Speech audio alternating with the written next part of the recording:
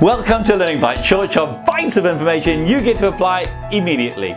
We're looking at wellness this month, and we're focusing this week around exercise. Now, we did touch on this briefly with the last Learning Bite, but I want to tackle it from a slightly different angle. Many people, when they hear the word exercise, go, ugh, I just don't seem to be able to do it. You know, New Year, you get a spike in gym memberships, and then it just drops off. A key factor to keeping up good quality exercise is to have fun. What could you do as a team that's really fun around exercise? So some teams that we've worked with do planking for their morning meetings. Stand up, do stretches, at regular intervals through the day. Could you make doing exercise fun as a team? Go for a walk as a team, as a group during lunch breaks. Is there a way of integrating it? Encouraging team members to go and do activities, maybe playing frisbee or doing running or something like that that gets people up and active. So how active are you as an individual and as a team? Another key thing that we can look at when it comes down to being active is something quite as simple as breathing. There, I take a nice deep breath in and we let it out again. People in the West are very prone to do what we call shallow breathing. We sort of breathe in through our mouth or our nose, but we only, if I overdo it, we sort of go, and we're only using the top third of our lung.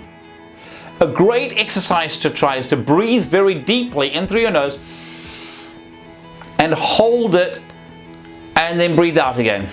If I remember rightly, the stats are to breathe in through your nose for 7 seconds, hold it for 21 and breathe out for 14. I can do the breathing in and the holding. I've never quite managed to get the exhale for the full 14 seconds. But here's the thing.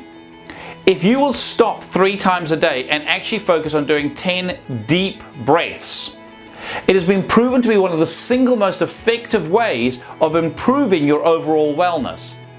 Because your brain needs 2 key things. It needs oxygen and it needs glucose. And when we breathe well, it makes a big difference to how much we get. So the first time you try this, just a word of warning, please don't do this in your car. The first time you try doing deep breaths, by about the 3rd or 4th one, you're beginning to see stars in front of you and getting very lightheaded because your brain's going, whoo, oxygen, not used to getting that much of that good stuff, okay? So do practice breathing well. When we come to looking at how you look after yourself physically, another thing to be very aware of is your posture. When you've got your shoulders back and your head up, you're giving your lungs the maximum capacity to be able to grow, to be able to breathe. Whereas when you've got your shoulders up, obviously that's squashing the capacity there. Also, when you bend your neck, it limits the amount of blood and oxygen that gets to go through to your brain. So having good posture makes a big difference.